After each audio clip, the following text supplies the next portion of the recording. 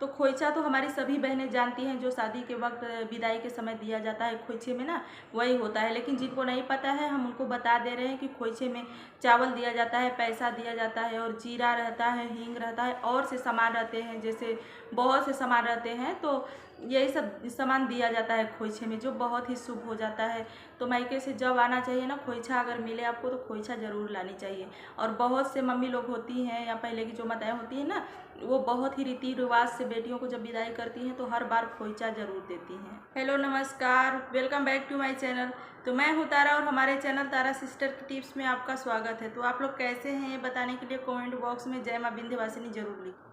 तो चलिए, आज का टॉपिक है कि मायके कब जानी चाहिए या मायके से कौन सी सामान है जो नहीं लानी चाहिए, या अपने घर से मतलब ससुराल से कौन सी सामान मायके ले जानी चाहिए। तो इसी टॉपिक पे बात करेंगे हम। तो वीडियो अगर अच्छी लगेगी तो आप वीडियो को लाइक कर दीजिएगा और चैनल को सब्सक्राइब कर दीजिएगा और बेल आइकन को भी दबा दीजिएगा ताकि मेरे नेक्स्ट वीडियो का नोटिफिकेशन आपको पहुँच सके। तो चलिए फटाफट आगे बढ़ते हैं। देखिए, मायका ही एक ऐसा जगह होता है जहाँ बिन बुलाए भी जा सकते हैं, कभी भी जा सकते हैं। लेकिन ऐसा जाना मतलब बार बार जाना अच्छा नहीं लगता है। तो कभी अगर शादी पड़ गया या काज परोजन जो होता है ना, उसमें जाने के लिए बहुत अच्छा लगता है। और उसके बाद सावन में तो बहुत ही शुभ माना जाता है। तो हर बेटियां अपने मायके ज़रूर सावन में जाती हैं एक बार। रक्षाबंधन तो सावन में पड़ता ही पड़ता है, लेकिन आप वैसे भी सावन में जा सकती हैं। शादी के पहली बार मायके जाने के लिए सावन में बहुत ही शुभ मुहूर्त रहता है, मतलब शुभ माना जाता है। तो जब नई नई शादी होती है तो लड़कियां सबसे पहले मतलब जो पहली बार जाती हैं अपने मायके तो सावन में ही जाती हैं। और भादों में जो भादों आता है उसके बाद ना उसमें नहीं जाती। तो सावन महीना बहुत ही अच्छा होता है मायके आने जाने के लिए। उसके बाद अगर मान लीजिए नई नई शादी हुई है तो वो तो पहला हो गया, पहली बार आना जाना होता है सावन में। लेकिन उसके बाद कभी भी आ जा सकते हैं, ऐसी कोई बात नहीं है। लेकिन सावन बहुत ही अच्छा रहता है उस समय, मतलब वहाँ जाने के लिए। उसमें रक्षाबंधन भी पड़ता है तो रक्षाबंधन पर भी सावन में ही जाया। अब बात कर लेते हैं कि मायके में क्या लेकर जानी चाहिए। जैसे अपने ससुराल से हम जाते हैं मायके, तो क्या क्या चीज़ें हैं जो लेकर जानी चाहिए या नहीं लेकर जानी। तो देखिए, आप सभी जानते होंगे कि मायका एक ऐसा जगह है जहाँ बेटी से मांगने की या लेने की उम्मीद नहीं की जाती है। बेटी को बस देना ही देना होता है, मतलब दिया जाता है, मांगने की उम्मीद नहीं रहती है। तो बेटी से कोई कुछ उम्मीद मायके वाले नहीं लगाते हैं। फिर भी हम बेटी हैं तो हम लोग का कुछ फर्ज बनता है वहाँ के लिए कुछ करने के लिए, कुछ ले जाने के लिए। अगर मायके वाले बेटी के यहाँ आते हैं और खाना पीना खा लेते हैं ना, तो उसको कुछ सामान देकर या गिफ्ट देकर या पैसे देकर चुकता कर लेते हैं। क्योंकि बेटी के यहाँ खाना पीना खाना भी ये रिवाज नहीं है कि बेटी के यहाँ का पानी भी नहीं पिया जाता है हमारे समाज में। क्योंकि बेटी को जब कन्यादान कर दिया जाता है तो बेटी पराई हो जाती है। तो इसलिए बेटी से कुछ लेना मतलब लेने की रिवाज नहीं है हमारे इंडिया में, हमारे भारत में। तो जैसे ब्राह्मण को दान दे दिया जाता है, जैसे दान दिया जाता है ना, तो उनसे फिर वापस नहीं लिया जाता है।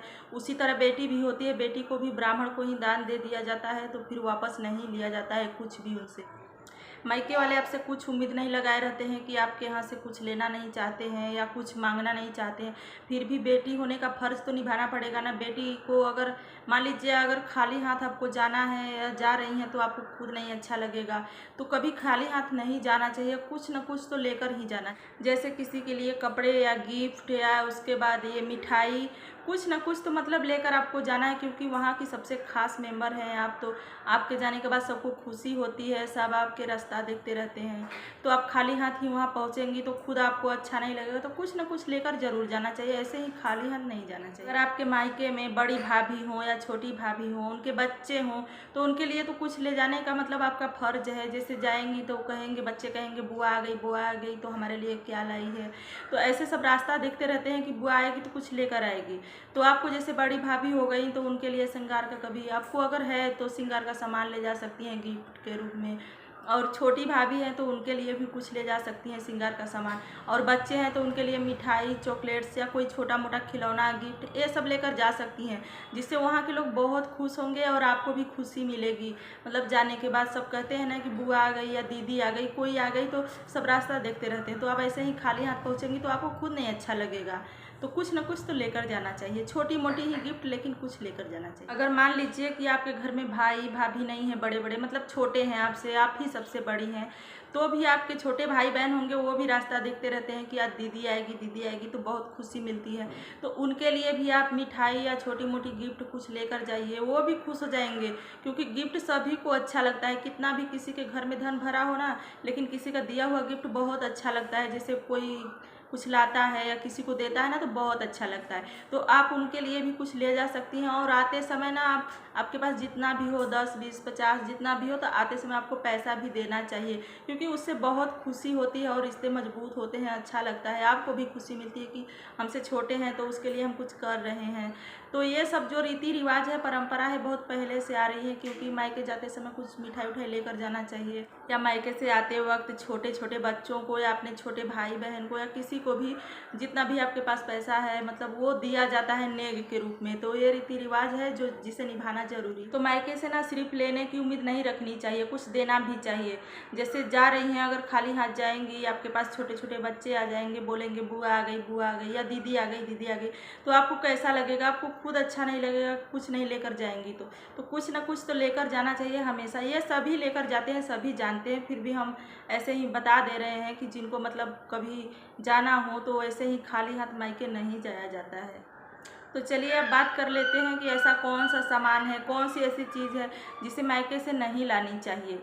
तो चलिए बात कर लेते हैं। मायके से ना कभी भी अपने साथ मिर्ची नहीं लानी चाहिए। कितना भी मायके में भरा हो या आपके यहाँ नहीं हो, फिर भी आपको मिर्ची नहीं लेनी चाहिए। इससे क्या होता है कि रिश्ते में बहुत तीखापन आ जाता है। जैसे मायके और ससुराल के रिश्ते में ना बहुत तीखापन आ जाता है। तो मायके में अगर कितना भी भरा हो, मिर्ची का खेत हो या कुछ भी हो, लेकिन आपको वहाँ से मिर्ची नहीं लाना चाहिए अपने साथ। और दूसरा कि आपको मायके से ना कभी भी अचार भी नहीं लानी चाहिए। जैसे होता है ना कि मम्मी के यहाँ बना है तो वहाँ से अचार अपने साथ लेते चलें, तो ऐसा नहीं करना चाहिए। क्योंकि इससे ना रिश्ते में जो होता है खट्टापन हो जाता है। तो जितना भी मतलब खट्टा वाला चीज़ है, तीखा वाला चीज़ है ना, मायके से नहीं लानी चाहिए। जैसे टमाटर हो गया, इमली हो गया, मिर्च हो गया, अचार हो गया, ये सब सामान नहीं लेनी चाहिए अपने साथ नहीं लानी चाहिए। उसके पीछे अगर आपको कोई भिजवाता है, मम्मी भिजवाती हैं, पापा भिजवाते हैं ना, तो वो चलेगा, लेकिन अपने साथ आपको नहीं लानी है ये सब सामान।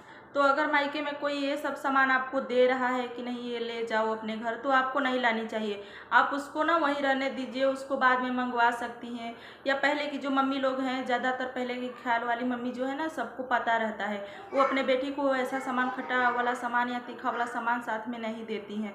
वो क्या करती हैं कि बेटी के जाने के बाद उसके पीछे से भिजवा देती हैं, मतलब उसके ससुराल, और बेटी के साथ में नहीं देती हैं। तो ये सब पहले की मम्मी जो है माताएं ना, वो सब जानती हैं।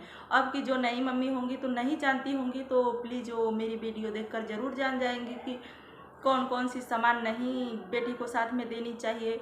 तो इस बात का ज़रूर ध्यान रखेंगी। और ये सब सामान जो होता है ना, इतना ज़रूरी भी नहीं होता है कि उसको मायके से लाना ही लाना है, अपना रिश्ता ख़राब करना है। ये सब सामान तो बहुत मतलब आसानी से मार्केट में मिल जाएगा। तो ये सब सामान नहीं लानी चाहिए, कोई ज़रूरी सामान नहीं। तो अब बात करते हैं कि मायके से क्या लानी चाहिए जो बहुत ही शुभ होता है। तो ये सभी हमारी बहनें जानती हैं कि मायका से खोइछा लाया जाता है। जैसे पहले पहले शादी होता है ना, तो मायके से खोइछा मिलता है। तो वो अगर मायके से आपको हर बार मिल रहा है खोइछा, जैसे जितनी बार जा रही हैं आप, कितना भी पुराना हो जाए, तो आप जा रही हैं, अगर खोइछा आपको कोई दे रहा है, आपकी मम्मी दे रही हैं, भाभी दे रही हैं, तो आपको खोइछा ज़रूर लाना चाहिए। क्योंकि मायके से खोइछा लाया जाता है ना, तो बहुत ही शुभ माना जाता है। तो खोइछा ज़रूर लाना चाहिए। तो खोइछा तो हमारी सभी बहनें जानती हैं, जो शादी के वक्त विदाई के समय दिया जाता है खोइछे में ना, वही होता है। लेकिन जिनको नहीं पता है, हम उनको बता दे रहे हैं कि खोइछे में चावल दिया जाता है, पैसा दिया जाता है, और जीरा रहता है, हींग रहता है, और से सामान रहते हैं, जैसे बहुत से सामान रहते हैं। तो यही सब सामान दिया जाता है खोइछे में, जो बहुत ही शुभ हो जाता है। तो मायके से जब आना चाहिए ना, खोइछा अगर मिले आपको तो खोइछा ज़रूर लानी चाहिए। और बहुत से मम्मी लोग होती हैं या पहले की जो माताएं होती हैं ना, वो बहुत ही रीति रिवाज से बेटियों को जब विदाई करती हैं तो हर बार खोइछा ज़रूर देती हैं।